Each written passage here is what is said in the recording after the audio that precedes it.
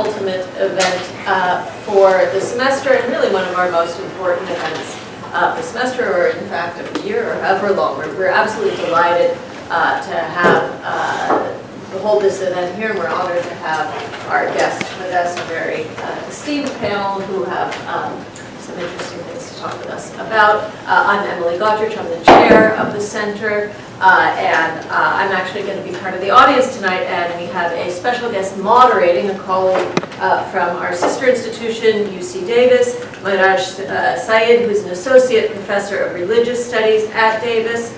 He received his master's and his PhD in religion from Princeton University and has been teaching for 4 years at Davis on religion and law, the Quran, Islam, Islamic thought, and foundational theories of religion. He was a Fulbright Fellow in 2014, and his current project is a book manuscript on coercion in classical theology and law. But this evening, he will be with us to moderate and ask questions of our panel, which includes Rabia Keeble, the founder of Qalbu Maryam Women's Mosque in Berkeley. And I just want to add that when we heard about this mosque, this was what made us start thinking, well, we need to bring you in. And then we realized our colleague and friend, Natalie Kamkan, has a sister who's also an Imam. So we thought this was perfect. And then, of course, we had Dr. Amina Wadud here in the neighborhood. She's a research scholar at the Starr King School for the Ministry. And again, Shirin Kankan, Imam from the Maryam Mosque in Copenhagen. So, thank you. Thank you. And welcome to the Center for Middle East Studies. We're happy to have you at this event, which I think can be quite interesting. And really, the idea behind the event is to keep this discussion oriented. We really want to get as fruitful and insightful discussion as possible.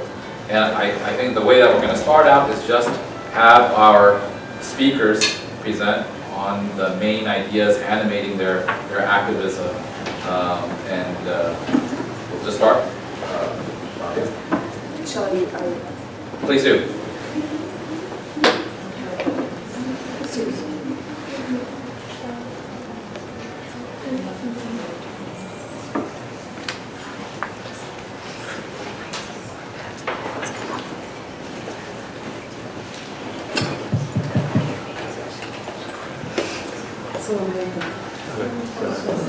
I don't think this is on. Is this on? It's on.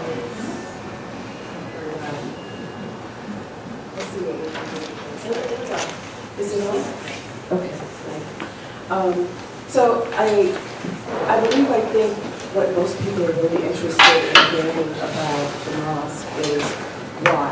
Why did I decide to open it, and what were the things, the motivations for me to take those steps? And it's real basic. I think it's very, very clear that for me, recently, I was thinking a lot about it, and my basic motivation was out of frustration, to be honest with you. There was no lofty, thing that came down from heaven or anywhere. It was pure frustration. I think with being inside a system that I saw was not addressing the needs of women, and in fact ignoring the needs of women, because clearly we're living in a time when women's interests, feminism, so many things are being openly discussed in so many venues that the one and only place where you can't really open up that package and discuss it really openly is in Islamic circles a lot of times. And so I found myself also being very frustrated with the idea of being pushed into spaces that I didn't feel were spaces that I wanted to be in. And the interesting thing is we're here in the Bay Area, one of the most progressive places in the world, I would say. And we still have mosques here in the Bay Area where women are cut off and placed in rooms apart from the mosque. Sometimes these rooms have no windows. Sometimes they don't communicate whatsoever with the imam or with the rest of the mosque where the men are, where the men have access to the imam himself if they want to, and they can actually see what's going on. And I know everybody in here knows that learning, what you learn is just every sensory input. It is not just hearing. It is every sensory input. So there are a lot of things, I'm not going to go into them all, that were incredibly frustrating for me, especially as a thinking person, an educated person. And I thought, we can do better than this. We can do much better than this. And not that I think I'm so great that I have all the answers and all the power, and I don't. I really don't. But one thing that I did have behind me is the fact that I had been an activist in Oakland. And it didn't just start in Oakland, but I've been an activist all my life. But recently, with Occupy, I started to sort of, as they say, hit the streets in Oakland and work really actively with change, with models where you actively get out and physically put your body into making change for everybody, positive change. And that even informed me even more that if this can work for the nation, if it can work for a country, it can work for a religion, it can work for women to change things within the structure of a mosque. Actually, I didn't really have any ideas about what would fail and what would work because I didn't have a model to work with. It was a model that I had to create for myself. Given that, I had to reach back and use what I had learned by attending the mosque.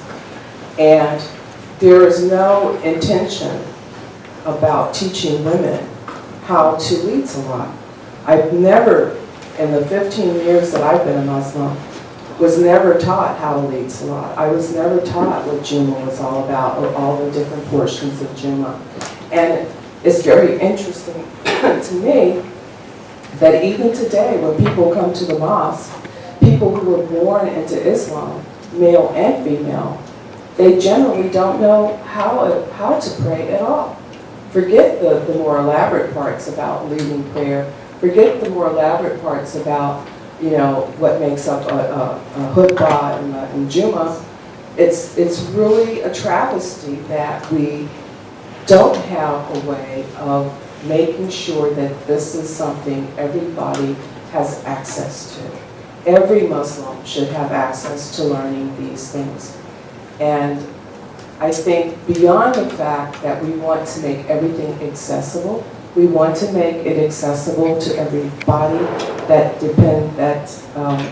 every gender, every faith. We're interfaith. We've had rabbis give a khutbah at our mosque. We have had Mennonite pastors give a khutbah at our mosque. We have had all kinds of people come in and do the khutbah at our mosque. And it's been well received. I think one of the things that I'm also seeing is there are a lot of young people who come who don't feel like they can be part of mainstream Islam because of something in their life that they may be struggling with, that they understand that mainstream Islam they reject. And this keeps them from taking part, say, in a traditional mosque, and they're looking for an alternative where they can come and be authentically who they are. And they can be authentic in the way they pray, who they are. We also consider ourselves a social justice mosque. What do we mean by that? I find that a lot of mosques sort of live in these little isolated, places where you can go to Jummah and the Imam will be talking about something that really doesn't have anything to do with how we're living in 2017 in Berkeley. But we'll be talking about something that was related to something in the 7th century in Arabia.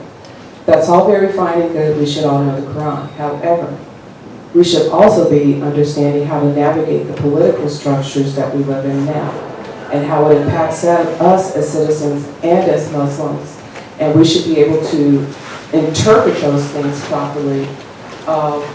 So we, as a social justice mosque, many of the people who are invited to speak bring that information with them.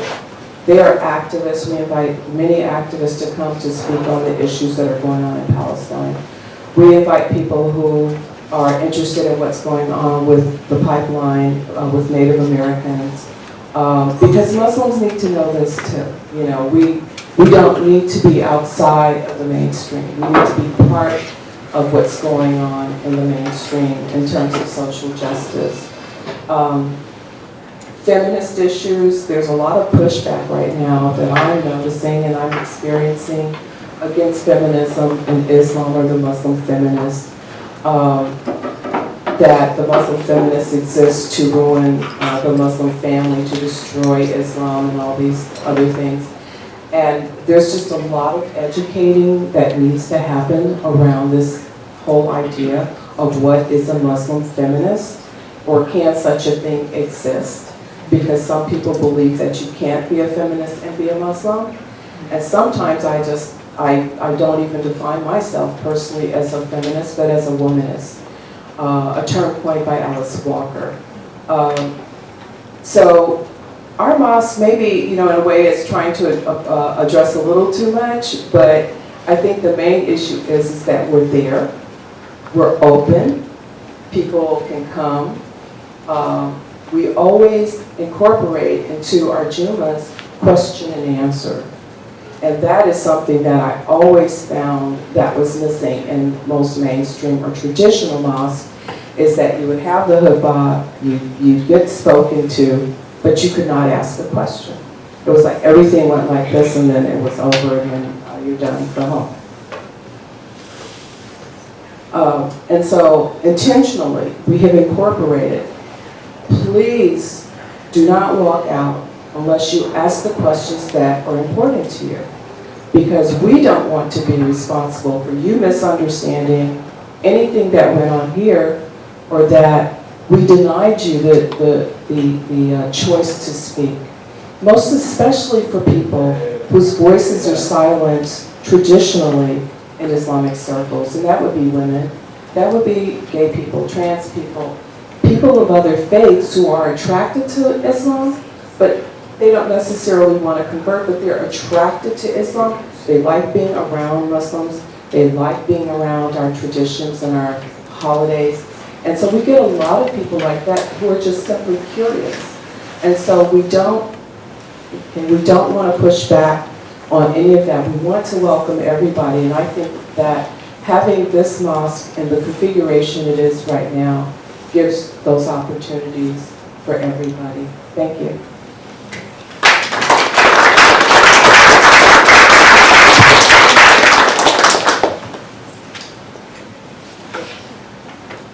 Share spaces in front if people want to find a seat. There's one here, and I think there's one there.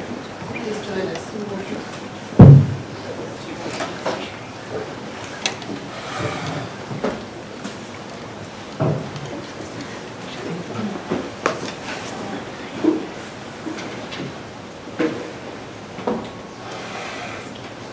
Assalamu alaikum wa rahmatullahi wa barakatuhu. Thank you so much for inviting me. I would like to thank Center for Middle Eastern Studies. I'm really honored to be here at Berkeley University. I'm so happy to be among Rabia Kepler, who started the Qalbi Maryam Mosque, and I'm especially happy to be close to Amina Wadood, who has been an inspiration to me for so many years. And her, not only through her writings, through her academic writings, Women and Quran and Inside the Gender Jihad, but also through her lived activism. She gave me hope, like she gives hope to many people today around the world. Halima Krausen, a female imam from Hamburg, she once said that things will never change until someone comes along and makes that change. And she's referring to the topic of female imams. Female imams is actually not a new phenomenon. We have female imams in China since the 1820s, in the US, in Canada, in South Africa. In Germany, Halima Krausen and Rabia Müller leads the prayer, both in Hamburg and in Köln. In Los Angeles, they started a female women's mosque in 2015. And in Denmark, I, along with a group of Muslims, founded the Maryam Mosque in Copenhagen. I was born between East and West, between Christianity and Islam. My mother, she's a Finnish immigrant And my father, he's a political refugee from Damascus. My grandfather, Naim Khan, he used to call to prayer in the Umayyad Mosque in Damascus. So it wasn't really written in my cards that I one day would be a part of building up a mosque in Denmark with female imams. In 1999 and 2000, I went to Syria to do my thesis on Sufism and Islamic activism. I was doing my thesis in the Abu Nur Mosque, where I made a field work. And when I was listening to the khutbah of the Grand Mufti Sheikh Ahmed Kuftaro, and I was also listening and studying the tafsir of the women in the mosque, but when I was there every week at the Friday prayer, I started to wonder, what would it be like? How would it feel like if the Grand Mufti was a woman? Or if the Imam was a woman? And when I came back to Denmark, I finished my thesis, and I felt the need to be a part of a Muslim community because I myself became a practicing Muslim, and I was longing to be a part of a community. And I couldn't find that inclusive community, so I created it myself. It was an association called Critical Muslims. It was the first organization with a female Muslim leadership. We were disseminating Islamic pluralism. We were trying to create a synthesis between Islam and secularism. We defined secularism not as non-religiosity, but as a dialogue between religion and politics. And back then, I started to write my first articles about the necessity of a mosque with female imams. And it took us 15 years to get to the point where we are today. The making of the Maria Mosque, which I'm invited here today to speak about, is not an idea that came about overnight or 2 years ago. It has been under its way, and 15 years ago, we laid the fundament for this vision. In the Maria Mosque, we are a group of people, and we are giving Friday prayers once a month, like they do in the mosque in Los Angeles. We are doing Islamic spiritual care on a weekly basis. We are conducting Islamic marriages, divorces, and in January next year, we are starting an Islamic academy where we are going to teach Sufism, Islamic feminism, how to lead a Friday prayer, Islamic jurisprudence, and Islamic philosophy and other subjects. And it will be an Islamic academy both for Muslims and non-Muslims. And we are in the process of recruiting Muslims and non-Muslim scholars within these fields. In Denmark, the first Danish female priest within the Protestant Church were ordained in 1948. And they were met by the same opposition that female imams are met with today. And the opposition is always around the question of legitimacy. So we get the questions like, from where do you get your legitimacy? How do you base your legitimacy? And who gives you the right to start a mosque with female imams? And is this a necessary thing? Why do we need this? Because we have a lot of women who are active in the existing mosque communities. So why do we need to make a special mosque with female imams? And I would like to focus on the question of legitimacy with a special focus on Islamic theology, need, and knowledge. And let me start by the question of legitimacy linked to the question of Islamic theology. What does the Quran say about female imams? It doesn't say a lot, but the Quran says something about gender equality. And in the Quran, men and women are equal. We are both human beings, and we are obliged to seek knowledge and to disseminate knowledge. So the Quran has in essence an idea of gender equality. And this is actually where we base our legitimacy. The first house mosque in the Islamic civilization was the house mosque of the Prophet Muhammad, peace be upon him, in Medina. And actually, after the Prophet died, two of his wives, that was Salama and Aisha, they led the prayer for other women in the house mosque. So the house mosque became a place of worship where people met and women led prayer for other women. And a very interesting source is the source of Ibn Sa'd. Ibn Sa'd was a historian from the 18th century in Baghdad. And he has written a very interesting biographical encyclopedia called Kitab al-Tabaqat al-Kabir. And it contains of, it's a biographical encyclopedia.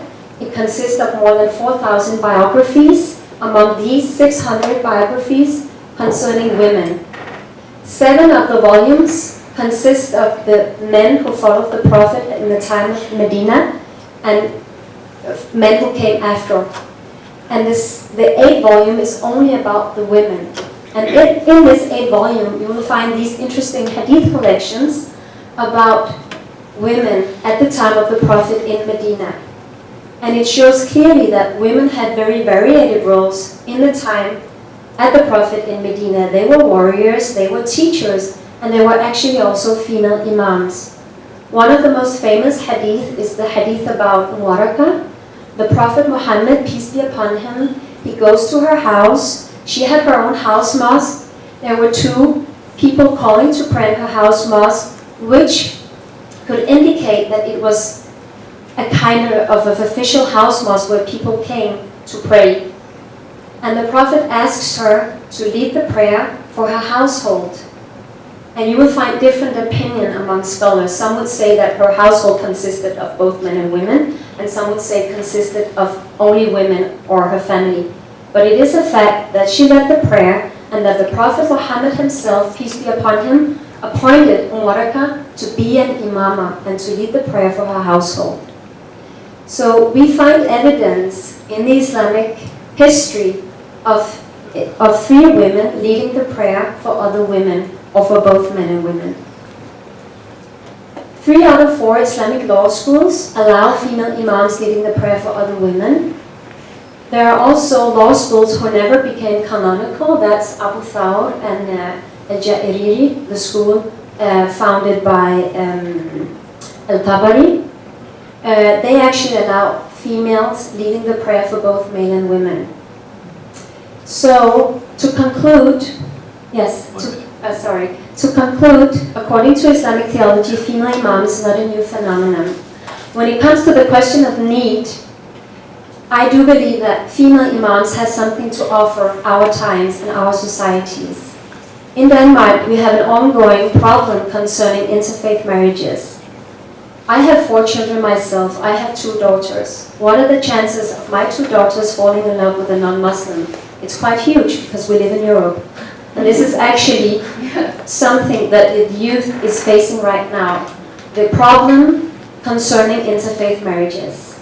In the Mariam Mosque, over the last year, I, together with the other people in the mosque, have conducted 18 Islamic marriages, and half of them have been interfaith marriages.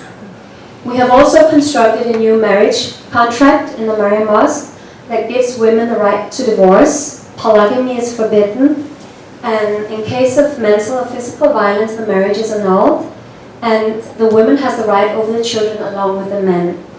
So we also give women, Muslim women, the access to divorce, and this right is an Islamic right, and it's implemented in the contract. The last thing I would like to stress is the topic of knowledge. In the Mariam Mosque, we decided that in order to become an imama, you need to have at least a master degree in Islamic studies, Arabic language, or a related study. You also have to take courses in Islamic spiritual care, because being an imama is mostly about Islamic spiritual care. You have to know how to talk to people, not to evaluate, not to judge. When people come very vulnerable with their problems and their themes. At the same time, we want to make it an inclusive mosque. So right now we have a prayer leader. She doesn't have a master, but she has recited the Quran since she was a little girl, and she's the most excellent in reciting in our mosque. Therefore, she's our prayer leader at the moment. I will just end by a short story. It's a story about my youngest daughter, Halima, Mariam. She was 5 years old when I led the first Friday prayer in the Mariam Mosque. in 2016 in August. I was preparing myself at home, putting on my galabia and my scarf, and all the 4 children were looking at me because they knew that something big was going to happen today. And my youngest daughter, Halima, her friend, was visiting us. She was a non-Muslim, and she whispered into Halima's ears, "What is an imam?" And Halima, my daughter, she looked very proudly at her, and she said, "An imam is a woman who's doing great things." Thank you.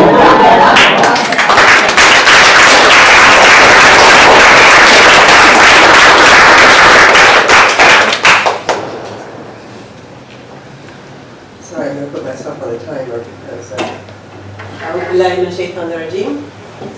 Bismillahirrahmanirrahim. I begin, as I always begin, in the name of Allah, whose grace I seek in this and all other matters.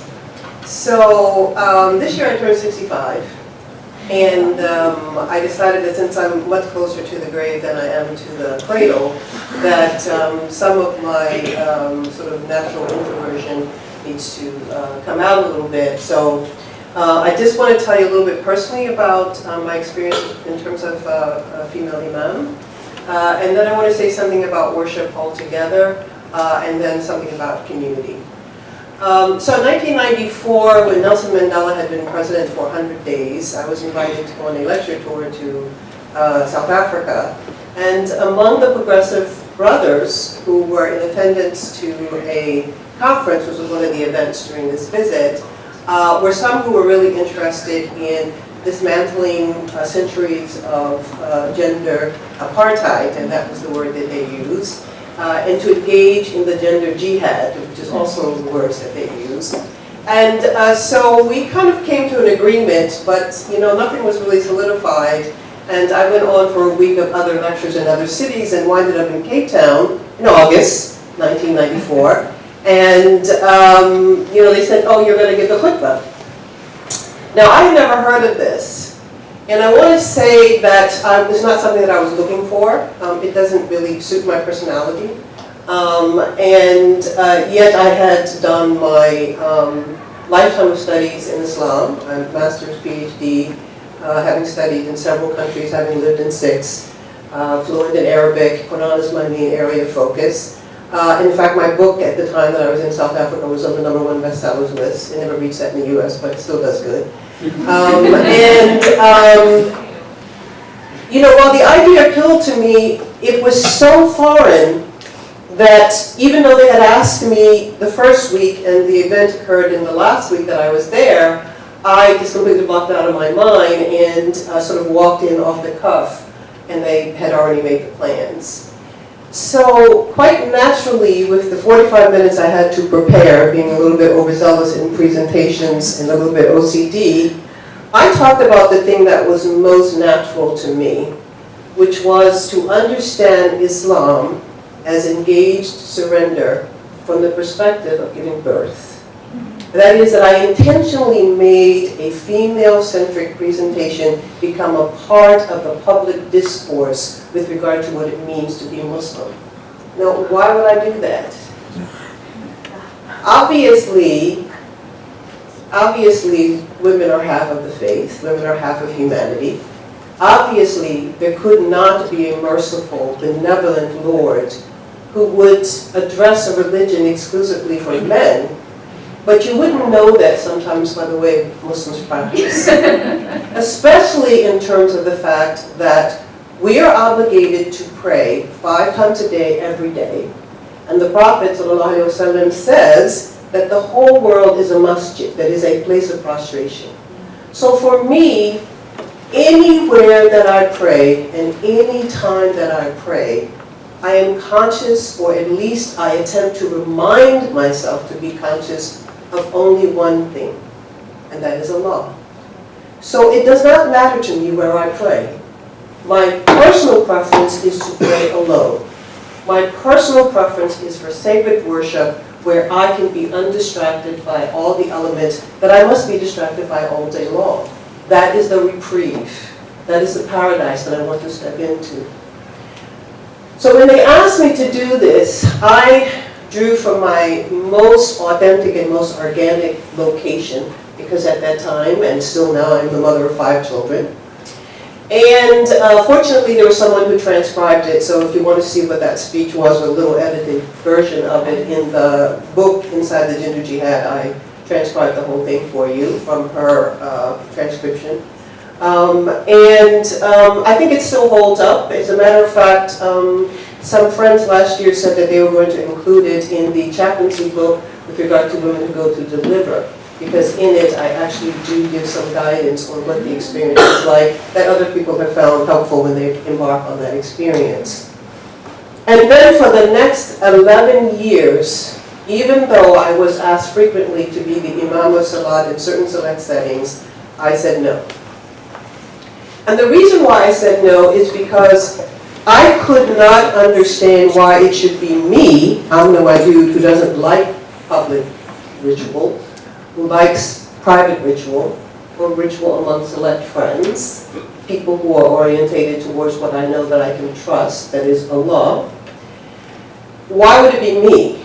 Now, I'm not going to tell you all the things I went through in that 11 years in order to get there, but I will tell you that one of them was Tawheed, which I have now developed into a paradigm of social justice and absolute equality between human beings. You can also read about that anywhere online. Just Google Tawhidi paradigm, it'll come up these days.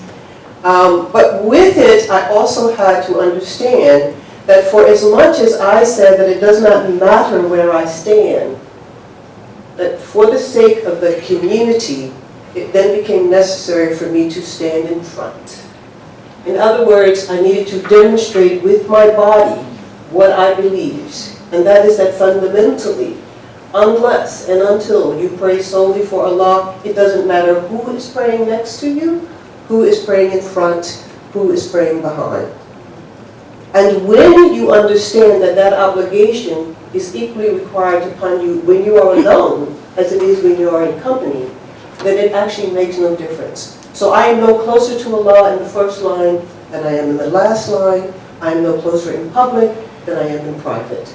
And once I understood that fundamentally, then it was possible for me to go outside of my own comfort zone and accept in 2005, coincidentally on the birthday of my eldest daughter, who was born in Libya, to be the Imam and give both the khutbah and to lead the prayer in a very highly publicized event. And the rest is history. It is not always possible for me to choose where it is that I will pray. But I think about, and I even asked a Bosnian student of mine once, what happens to the women in the rape camps when they cannot wash the formal ablutions and wear their formal attire? Can they still pray? And he said, no. And I said, what kind of a God do you worship who cannot hear the prayer of a woman who is being raped? So for me, I'm always trying to toggle the line between what we understand as our public responsibility and our divine connection. That for me, if the divine connection cannot be activated in the things that you do for a man or a woman, and if that divine devotion cannot supersede what you do as a man and as a woman, then basically you've lost your humanity. Because for me, surrender is your natural state of being. It is your state of accepting that you come from Allah and that to Allah you will return. And that you are never alone because Allah is always with you. For the community, the matter is not always so easy. For the community, we must negotiate with 1,400 over years of tradition and with our own cultural proclivities. In the context of Islam and the diaspora, that is Islam as it now spreads into Europe and North America in large numbers, it is possible for us to articulate, as my sister Rabia mentioned earlier, an Islam of relevancy to our lived realities. In fact, my inspiration for this comes from work that I've done with women all over the world, because the annotation of men's lived realities was encoded in the way in which they interpreted and implemented and practiced the sacred text. and the way in which women experience the sacred text and their own embodied realities was not equally included. So we live in a time where we are now experiencing a critical mass. Muslim women everywhere have decided that their worship of Allah is as important as anyone else's, and so they are determining for themselves, not just in terms of the mosque, but also in terms of the parliament or in terms of the presidency, that they have the capacity to lead as they serve. Thank you very much.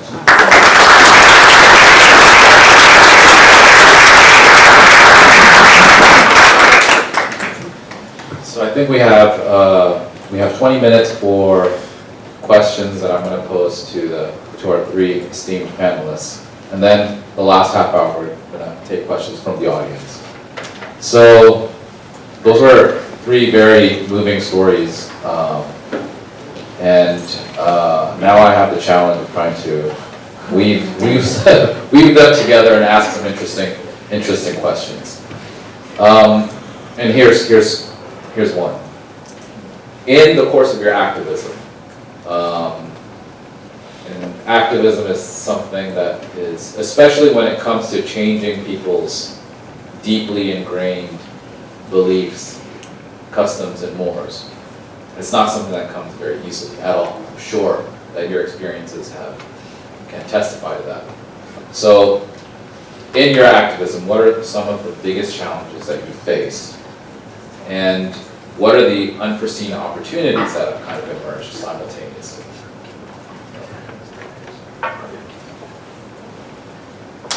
Well, this is an interesting question because I want right off the bat to say one of my biggest challenges with the project that I'm doing has been Muslim women, surprisingly.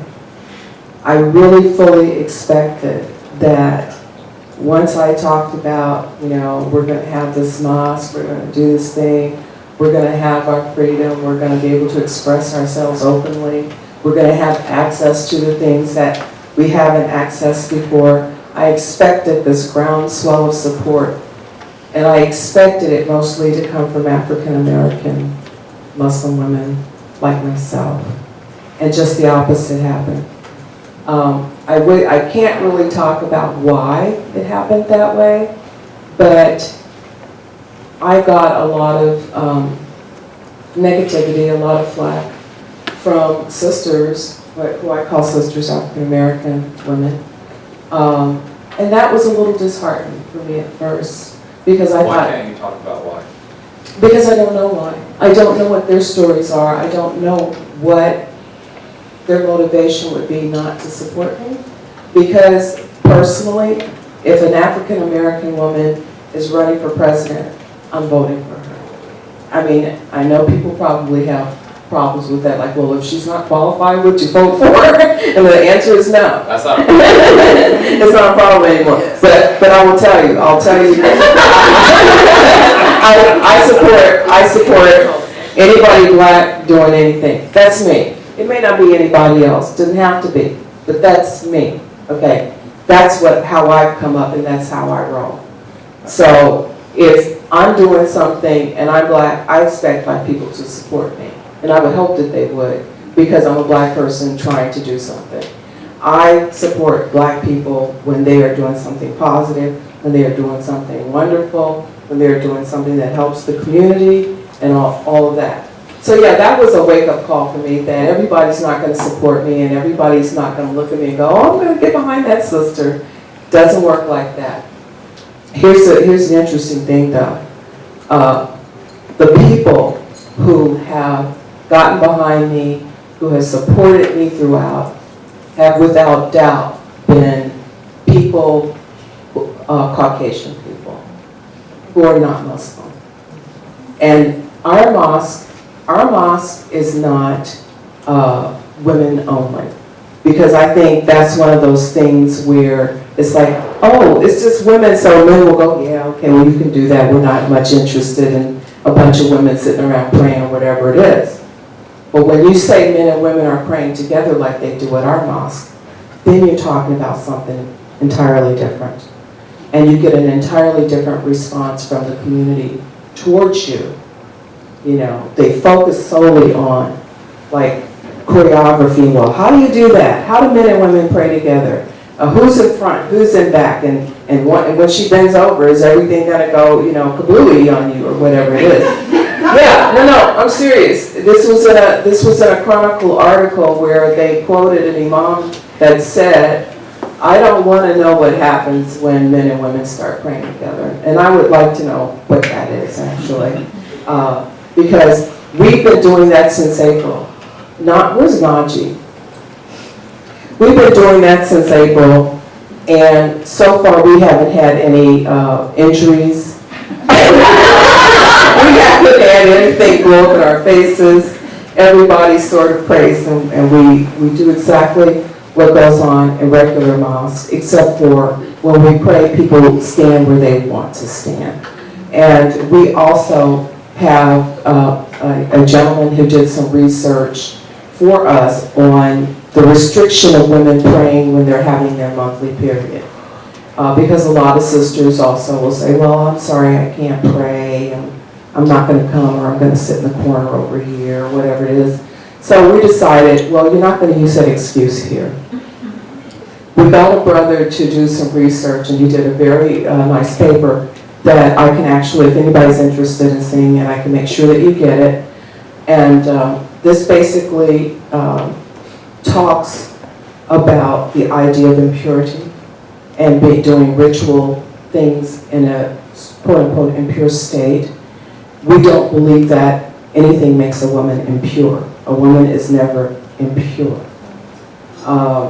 That having a period doesn't make a woman dirty or impure. That we are bid to pray even if we're dying. We are bid to pray in the midst of war. We are bid to pray at every moment in our lives. Why then would women be restricted because they're having a natural course occur in their body that God created? And God did not create anything that is impure. So we have, in a lot of ways, stepped into areas to address issues that have gone unaddressed. Nobody talks about, well, why can't women pray or touch the Quran when they're having their menses? Well, we've decided to dig into that a little bit and to make our mosque accessible to everybody all the time. Everybody all the time. Men and women, not just women. It is not just a women's mosque. That's unique. That hasn't been done before as far as I know. And it's not just women leading prayer, but it's men leading prayer. We share these duties just like in natural life, we share duties gender-wise with one another. And in the mosque, that's the same way we do it. If someone could do the khutbah, do it. Your male, do it. Your female, do it. You want to call prayer, do it. You want to lead prayer, do it. It doesn't matter what your gender is. So I guess I got off your topic a little bit. I'm sorry about that. That's So, all right. yeah, I tend to start talking and it gets like that. But at any rate, so, that's the answer.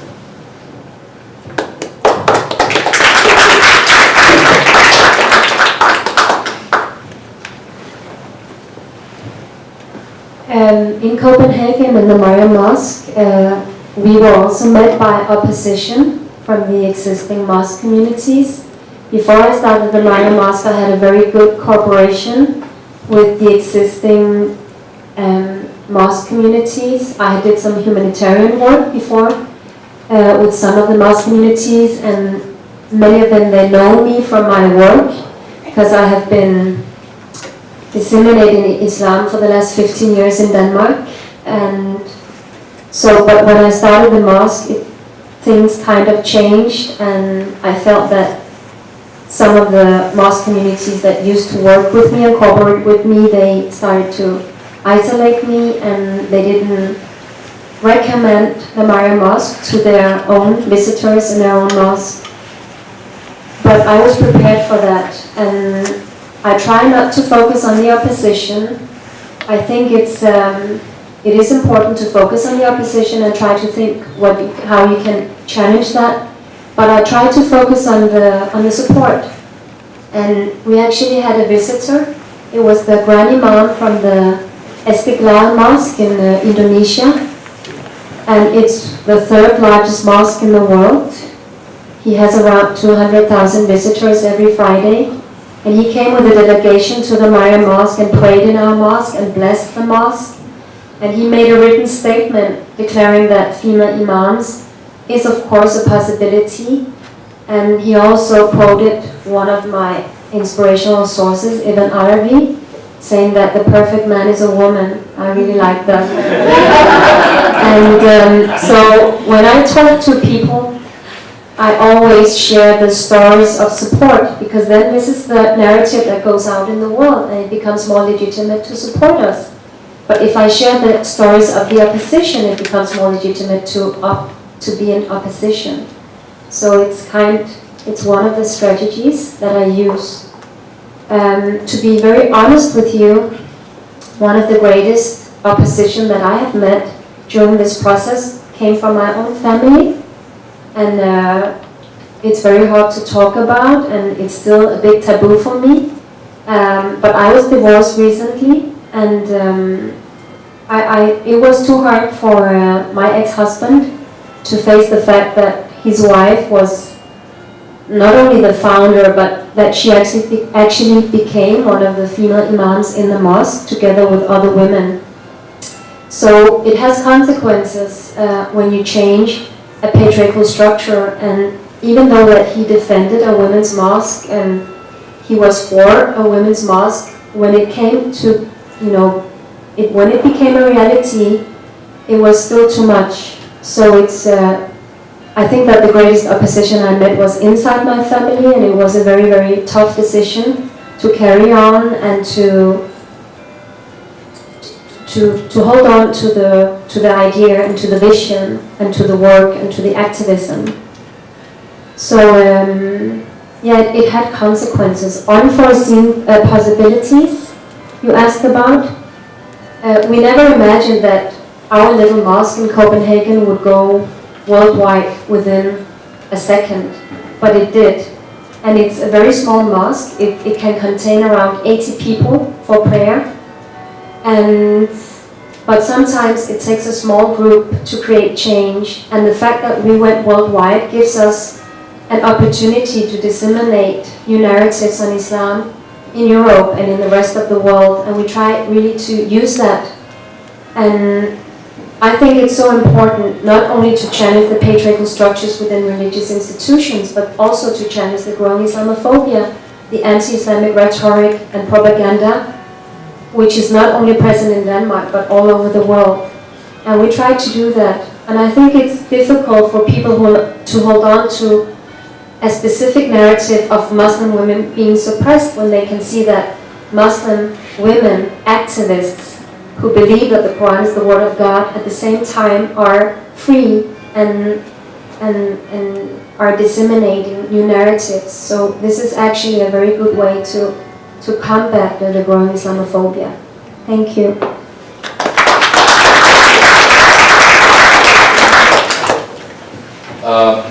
So I have one two-part question. All right. I guess I can just say two questions. Two separate questions. One way of understanding Islam is to take the idea of surrender as the central theological idea, that you willingly choose to surrender yourself to God's will. And I think part of making that choice is also surrendering your will to God's will, even when God's will doesn't align with your own ideas. Like, maybe you were born with you love pork, not turkey bacon. You just want to eat bacon, but God said don't eat pork bacon. You can eat turkey bacon, but you can't eat pork bacon. A lot of people are probably going to make the same type of argument. Like, you can't jettison the law against pork just because you like pork. What about jettisoning the laws that, maybe we don't like them. Maybe we don't like the idea that women cannot give the khutbah, but that's the law based on our interpretation of scripture.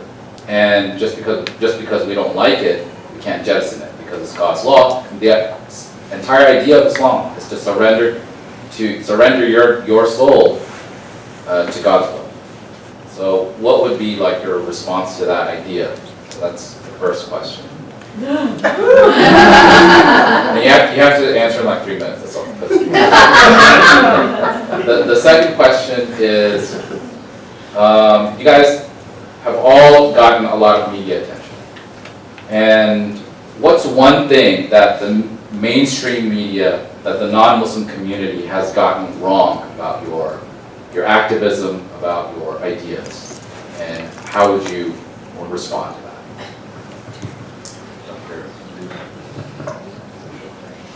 Okay, so I gave a couple of decades to the idea of God's law since it is always being mediated through human beings. And since the majority of those human beings in the context of Islamic history were male, I also demonstrated in multiple ways how a male bias has been encoded into what we consider to be God's law. And therefore, I think it's imperative that we understand the procedures that are put into place in order to synthesize what we consider to be God's law. So even though the Quran prohibits pork, the Quran itself also says if there's nothing else to eat but pork, then you eat it. So that means literally if you're stranded on an island and there's nothing there but wild boar, welcome, you can have some pork bacon. So if you enjoy it, at least while you're on the island and there's nothing else, you don't have to go against some understanding of community. And that's why it is that we continue to negotiate Islam in the context of lived communities. And the idea that we have irrefutable evidence of the marginalization of women's voices from as early as the Abbasid period, which is the first generation after the generation moved out of the Arabian Peninsula, that early women's voices were marginalized and silenced, means that the comfort zone of patriarchal interpretation has been layered over all of our sacred texts. And some of us can't read it without getting through those blinders. None of us know for sure what is God's law. We can only do the best that we can. Estafna qawluna, we can take fatwa from our heart. But none of us can say definitively that this is God's law and that's it. Even the jurists, the fuqaha, use the word fiqh with regard to what they did and not sharia, because sharia is the divine way, the sacred way, which no man or woman can know definitively. The jurist said that they are doing fiqh, which is an understanding of God's law. And out of more than 300 schools of law, they were sifted down into 25 and eventually became 4 Sunni schools and 1 major Shia school, but that's still 5 schools, so there has never been anything but ikhtilaf, that is differences of opinion. So I don't believe that there is any kind of definitive God's law. I believe instead that we are in a constant relationship with our Lord, our Creator, the one to whom we return, and that each of us have a responsibility to understand how best to be in surrender to Allah, and that we must do that in the context of communities, which means that sometimes there's going to be differences of opinion.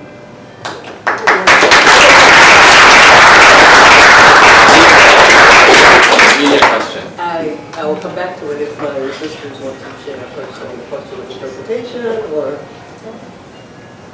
I'll get enough lifetime, I don't need to. Okay, so the media, I'll start with that. That's way easier. Light. Following Dr. Radu is not easy. Because she says it all. The media question again.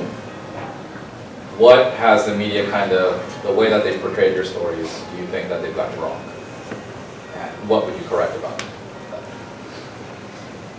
I think... Or what do you think the non-Muslim community has misunderstood about your social activism? Yeah. What you're trying to do? Well, I really don't know because I haven't asked anybody. But here's what I am afraid of. I am afraid of people interpreting what I am doing as being against men or against Islam. And it's not. It's absolutely coming from a place of love for both my brothers and both my religion. I have to tell you that quite often when I would sit in mosque, I would long for a conversation that wasn't about diapers and new babies and all the things that tend to happen where all the women sit together. I wanted to discuss the things that the men were discussing with the Imam because they had access to him. And I think that the media would like to portray it as a revolution. The women are rising up. There's going to be this big conflagration, and we're going to, do this thing. And it's not like that at all. It's about educating. A lot of this is about educating. I really wish if the media had really reported accurately on what this is about, and I do believe it's a movement. I wish they had emphasized that this is about education, or maybe even re-educating people about what I believe is the true Islam practiced by our Prophet, peace be upon him. Because I think we're getting very far away from that spirit and for how it was originally intended. Much like the Council of Nicaea, things just changed drastically after they just made some decisions about who Jesus was, how we understand who Jesus was. Well, I think in today's time, we need to re-understand so much about our religion, but we need to look through it with different lens. We need to be able to look through it in an ungendered lens. We need to be able to see women leading. We need to be able to see women speaking, and that men learn to respect words that come from women, whether they like it or not. Just learn to respect it. And I think opening up I think women's mosque is one way to frame it, but I think we have more of a inclusive mosque. We're creating a space where men can come in and they can be with women in a non-challenging, a non-intimidating way. Sit next to a woman in prayer. How unique is that? I can stand next to a woman and pray. I can stand behind her while she leads me in prayer. This changes things. This changes the way people experience things internally and how they internalize different things. I personally had never prayed beside a man before, except my husband, until I prayed next to Najee. And interestingly enough, my body almost was like, what are you doing? You're not supposed to be doing that. The thing goes on in your head. But I was like, this is what I have to do personally as well. I can't offer this to other people and say this is the way to go, and I can't get through it unless I feel like I'm breaking a law or I'm breaking some rule. And so there's a lot of learning that is going on. I really wish the media could frame it more as educational, more as learning, more as evolving, more as embracing that we're coming together as a group, as a ummah, as a community, that we can learn from each other. Men can learn from women, women can learn from men. It doesn't have to always be one way. And am I going over my time? No. I think we should. Okay. Yeah. No, just let me know. I'll pass it off. Pass it on.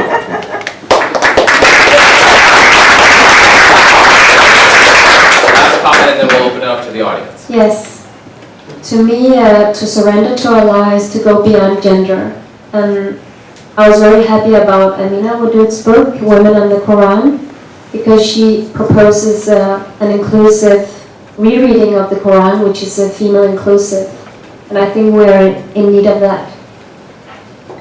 When it comes to the other question, what people got wrong about our ideas, First of all, the Maria Mosque is not only a women's mosque. It was portrayed as a women's mosque because when we have Friday prayers, it's an exclusively women's mosque, and we leave the prayer for women only. And when I started the Maria Mosque, my vision was a mosque with male and females leading the prayer together and shift, and we could all be together and pray together. I was always, in my activism, working along with men, and we have male members in our board. We have Saad Al-Jashi, he's our vice president. He has a PhD in Islamic philosophy and he's very active and contributing. And one of his books just entered the curriculum at the Faculty of Philosophy at the Danish University, which to me is so important because then we will have new narratives on Islam in Europe.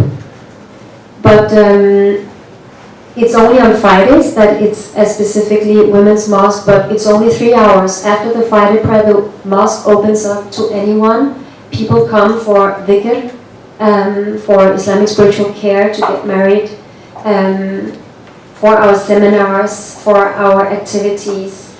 And when we started the mosque, we were a small group, and then we developed and we became a larger group. And there was a majority voting for a women's mosque on Friday when we had Friday prayers. So and this is the blessing and the curse of democracy that the majority gets to they conclude. So, and in the beginning I was really sad about it, but today I'm very happy about the decision because I realized that having a mosque with mixed prayer is extremely controversial in Denmark. I think our community is very different from yours here in San Francisco. It's very controversial, so I think that when you want to create change, it's very good to do it very wisely and slowly, and you also have to know your community, because if you burn all the bridges behind you, you cannot be the bridge builder. But then I realized later on that that if we don't spend all our energy on having a mixed prayer, we can do other things which are maybe more necessary for us to do. And for instance, the interfaith marriages that we do in the Maria Mosque, it's also very controversial, but somehow we get along and we do it, and it hasn't created a controversy yet, at least. So I think it's good to be on safe theological ground when you create change, and nobody can touch us or criticize us because they know that 3 out of 4 schools allow female imams leading the prayer for the women, and that the wives of the Prophet led the prayer in his house mosque. So it becomes more legitimate for us to do this. I spoke to Amina, I wrote her a letter because some of the women and some of our former female imams left the mosque, and some of them because they were against the interfaith marriages that I have been conducting the last year. And Amina, she said something to me which was really helpful. You told me that because they accused me, they told me that you promised us that you would not burn any bridges. And now when you're conducting interfaith marriages, and it's becoming like well known, and we get people coming from Norway and Sweden to get married in the Maria Mosque because they cannot be married any other places, so we are actually very busy. And some of them told me that you promised us that you would not go this far and you would not burn any bridges. It was like our slogan. And Amina, she told me that just by starting a mosque with female imams, you have burned 100 bridges. So it's actually, something that you are doing already. Thank you.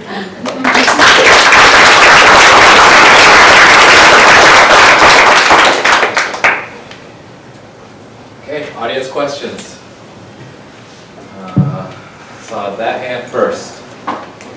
Hi, I'm Willem from the Interfaith Council of Contra Costa County. Some of our faith traditions have already gone through this, but even Abrahamic traditions have gone through this. How do we raise up female voices within the faith community, and how can that be both a blessing and an expansion of the consciousness of the faith tradition itself?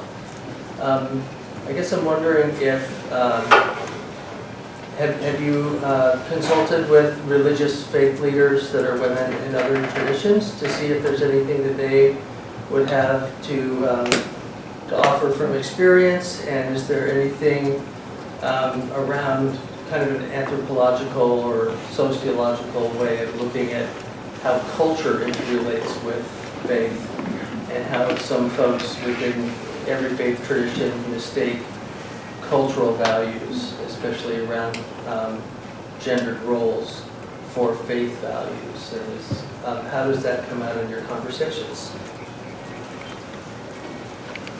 Let's answer that question.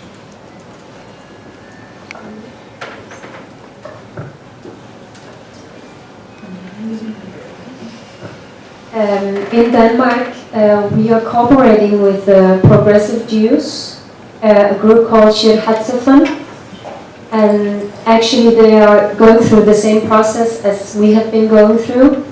In Denmark, it's mostly the traditional voices that are being heard, like the traditional Jews, traditional Christians, and traditional Muslims. And there's nothing wrong about being traditional. I mean, it's a valid position, and people seek the traditional position. So we are actually not here to delegitimize the traditionalist position or the Islamist position. We're here to create an alternative, because we believe that there is a need for this alternative. But we had a good cooperation with the Progressive Jews, and it's interesting to see that they're doing all the same things that we are doing. They have female rabbis leading the prayer, giving the khutbah. They had the same problems, they met with the same opposition. So it has been of great value to share experiences with the Progressive Jews in Denmark.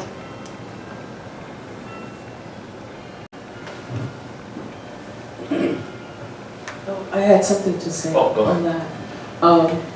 Actually, I think I have a lot of friends that are rabbis, female rabbis, and because I graduated from GTU, I have quite a few friends who are female pastors.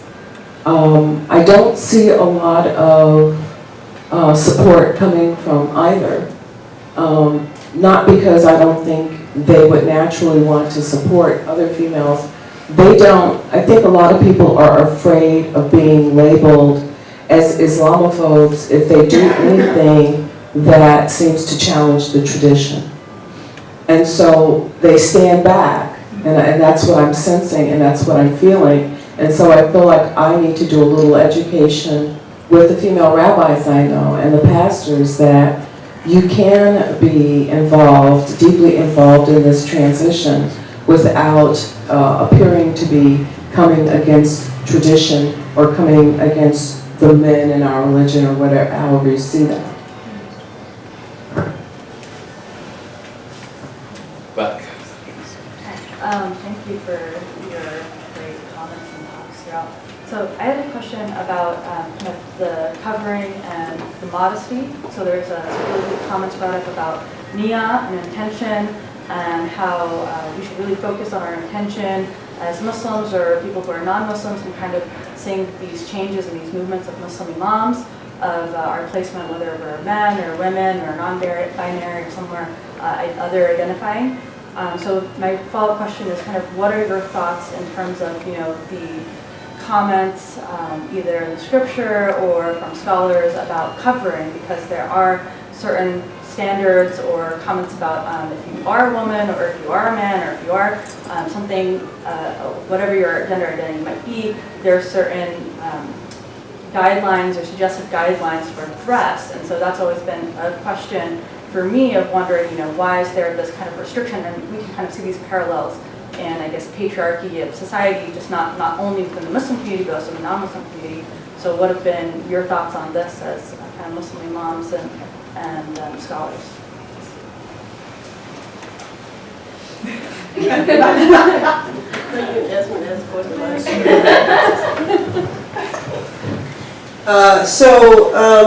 One of the most recognizable signs of Muslim women in the world today is still the way that some of us choose to cover in the public space.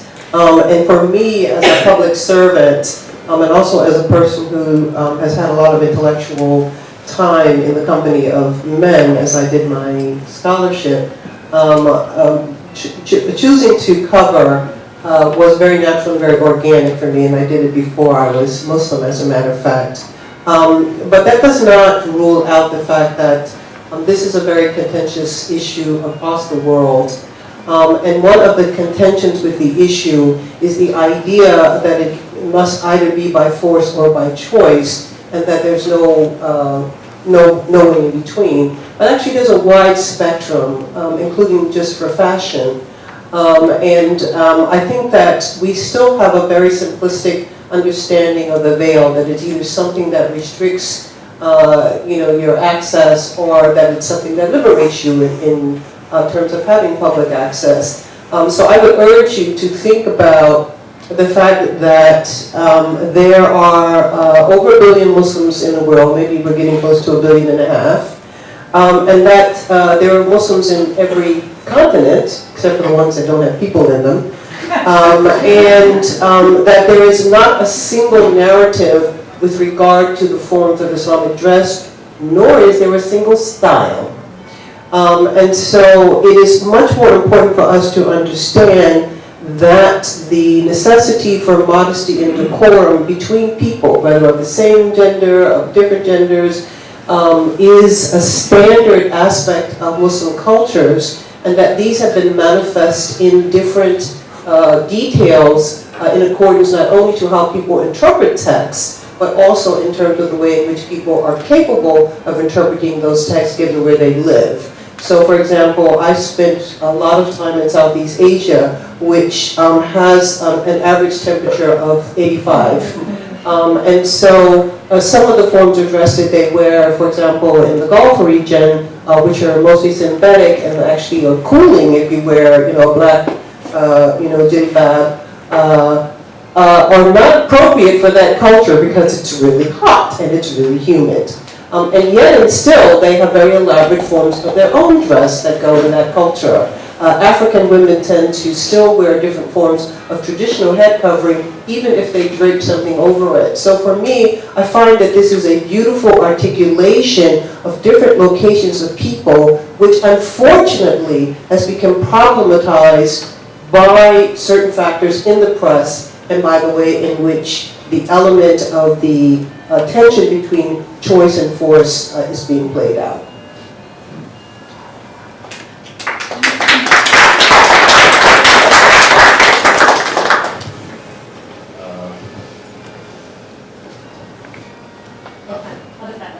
Hi, my name is Imam. Thank you for speaking. It really was an amazing speaking. I had a question in terms of how you talk and articulate to people when people who women who've grown up in a traditional Islamic family, when they have all the facts, they know yeah, it isn't technically wrong, but still, how do you what arguments do you use to counteract that, but still, which truly is just the culture, the cultural influence on Islam as opposed to Islam itself?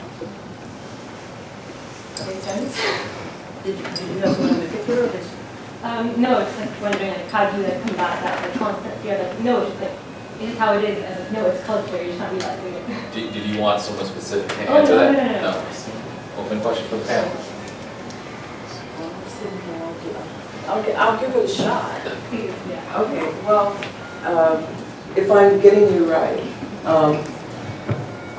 basically, if I engage with someone who is coming from a different culture, in terms of how we're approaching, patriarchy and trying to establish women as having a voice and having power, and someone from another culture may say, well, I don't understand what you're doing. I'm not comfortable with what you're doing. And that happens a lot. It happens a lot. But the way I tend to deal with it, and the esteemed panel may not agree with how I do it, but I have the saying, you get in where you fit in. It may not be for you to come to the mosque that we have created. You may be more comfortable in a traditional and a male-oriented patriarchal mosque. And I don't believe people should be where they're uncomfortable. Because when you go to worship, you should be very comfortable because This is a sacred task. It's something where you're in communication with the Most High God. Why would you be sitting there quibbling over little things with yourself about why am I sitting here in this place? So I don't think people should go where they're not comfortable. I don't think they should engage in things that makes them uncomfortable in that setting. I think you should probably make those decisions before you embark. That way you can be comfortable where you are. I never try to talk anybody into doing anything, you know. I've had people approach me and say, you know what, gee whiz, I'm not really comfortable praying next to guys. And I said, well then don't pray next to guys. You know, you can pray over in the corner, or you can do whatever you're most comfortable with. We're not here to force you, you know, past your comfort zone. And I don't know, that's my, I hope I've answered it, that's my answer. Did I even get close? I have like a loaded question. It was loaded. But I did my best with it. I don't know, maybe somebody can do better.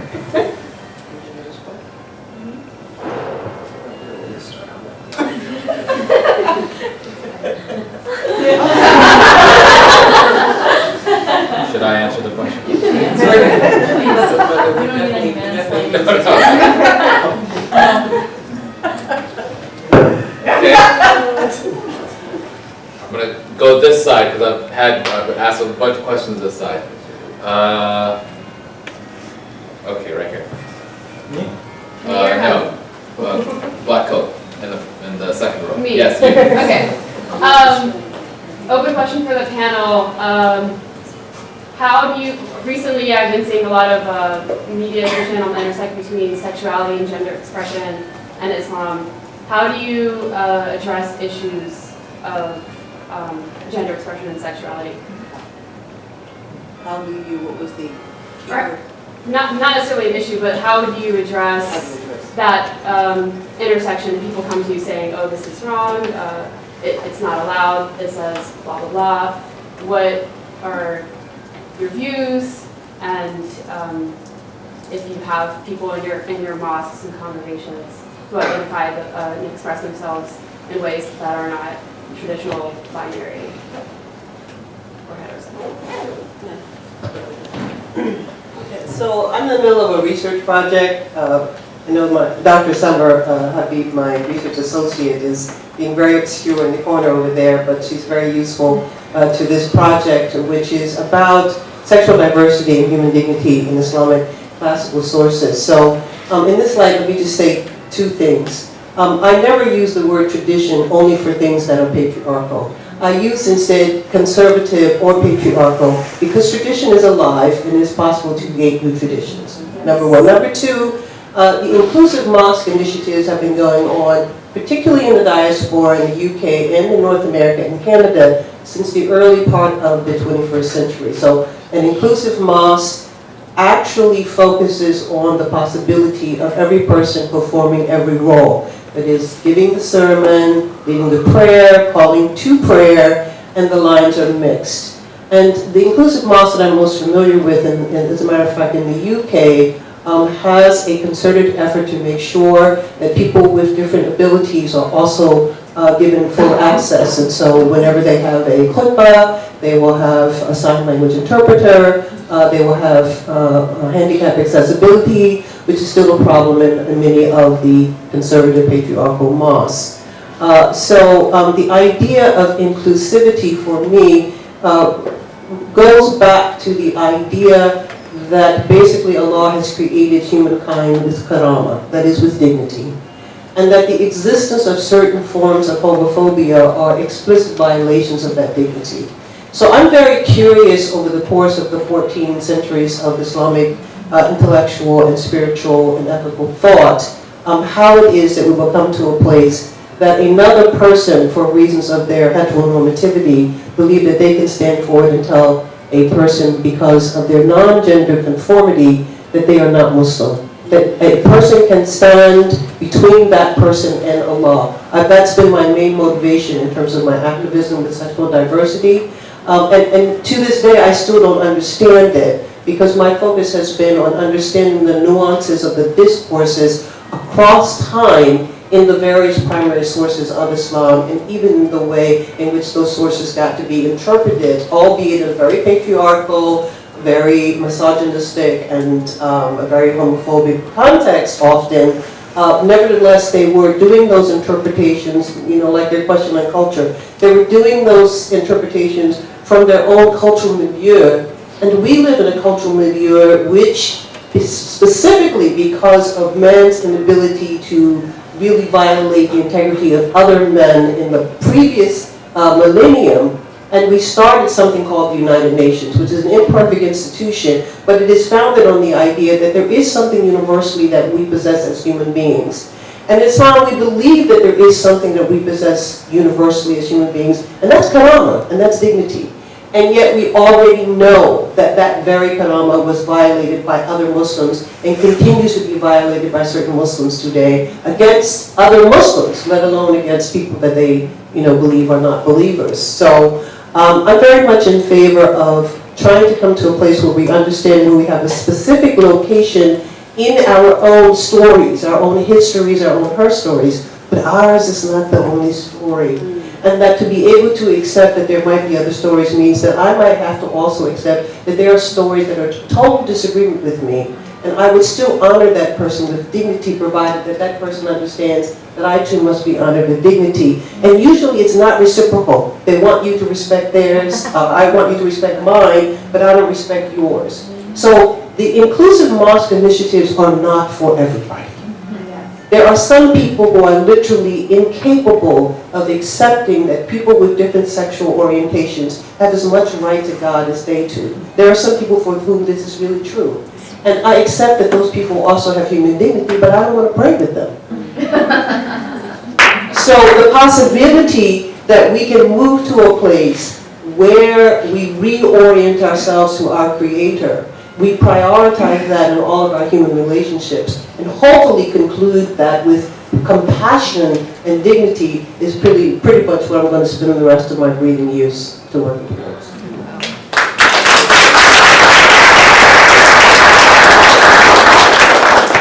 I would just like to add that the Maya Mosque is an inclusive mosque and we are open to anyone. We do not judge and we do not make any valuation upon people. And we're actually planning a conference in January where we're going to raise the question of Islam and homosexuality, and that will be the first conference in Denmark on that topic. So we are really looking forward to that. We got 3 minutes, so one short question. Okay, then I'm gonna go question. Thank you for giving me the chance. My name is Mohammed, and my question is, what do you think Islam's position on gender equality when there are some verses in the Quran that may indicate that wives and women are somehow inferior to men and their husbands, and the principle of the mahram, that a woman needs a mahram with her, a male guardian to travel or to either to perform to bring from the Hajj, the pilgrimage, they need a mahram with them. So what do you think Islam's position on gender equality from a Quranic perspective? Thank you. Yeah, sometime around the year you were born, I published a book called Quran and Women, and I would recommend it to you. It is available for $1.99 in the digital copy online, Oxford University Press. And actually, we have been grappling with different ways in which either hegemony or equality is equally played out in the Quran, recognizing that the jurists made preference for the hegemony because that was the natural order. The natural order was that somebody had to rule. But because the Quran simultaneously has verses of equality and verses of hegemony, we feel that this was a cultural and historical choice. I would also recommend that you look at www.musawa.org website, and they have a book that was recently published, I think 2 years back, called Men in Charge, ?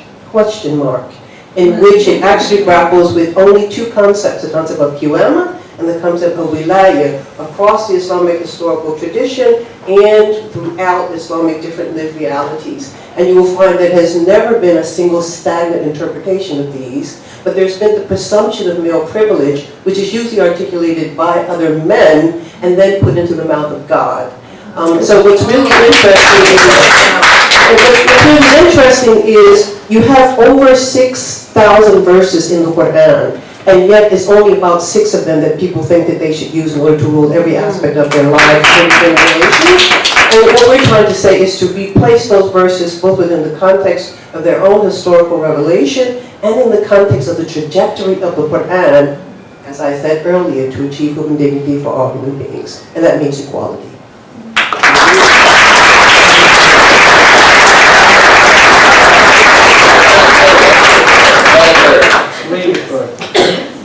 Last question, we have to let our staff go home, so. Okay, she's the I'm boss. last She's the boss, so question. she's gonna let you have one question. Thank you so much for all this. I just have a question for Mr. Imam. What would you say is Islam's main primary sources? Because you mentioned Quran when you talked about the legitimacy of your position, and also I think there should be a distinction between a mosque exclusively for women, as you mentioned, the one you have in Denmark. From an Islamic point of view, that is accepted, that is even encouraged. Within Islamic countries, there are a lot of different similar mosques. But from a traditional perspective, I think the position is when women imams leading men in prayer. I don't think it's being against women freedom, women being active, but it's more from a religious point of view. It's just that they don't see that as legitimate. And you mentioned only Quran as one source, even though the verses you mentioned were more general. I'm just speaking from an Islamic point of view right now, not personally. So what are other Islamic sources that throughout Islam's history has been used as primary sources that we or Muslims derive their understanding of Islamic issues from? As I said earlier, there are actually other schools besides the 4 Islamic schools, Sunni schools that became canonical, and the one Shia. There was the school of Abu Thawr and Al-Ja'iriri, the school founded by Tabari, which is like a very, very legitimate scholar. And these 2 schools actually allow females leading the prayer for both men and women. So you will find sources, you will find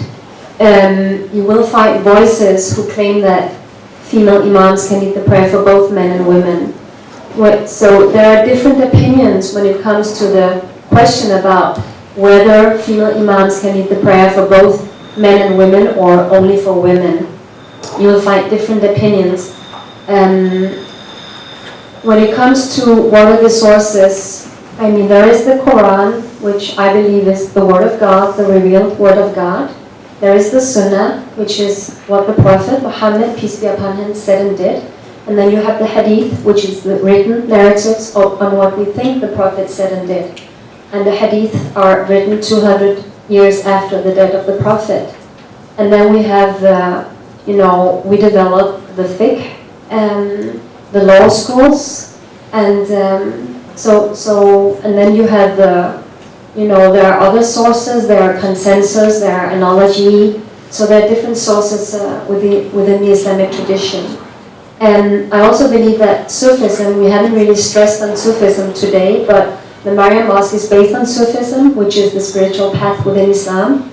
And Sufism is not, it's a part of classical Islamic theology. We have the very famous Hadith al-Jibreel, where a man comes and he asks the Prophet Muhammad, peace be upon him, he's dressed, in a white, he's dressed in white and has black hair, and he asks the Prophet, what is Islam? And the Prophet, he answers that Islam is the 5 pillars. It's ilm al-ahkam, it's the jurisprudence, it's sharia. And then he asks him, what is iman? and he asks, and the Prophet, he says that Imam is the 6 faith articles. And then he finally asks him, what is ihsan? And he says, it's like acting as if God is in front of you, and even if you cannot see God, God sees you. So, and these to me are the 3 sources. I mean, we have the Sharia, we have the Tariqah, and we have the Haqiqah.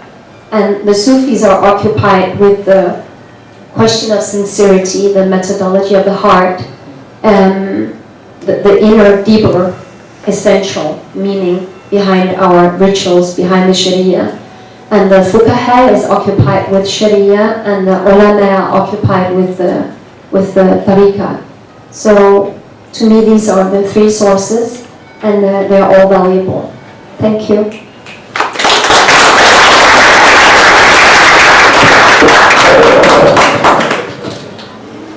Okay, that concludes our session. Thank you so much for coming. Why don't we give our panelists a round.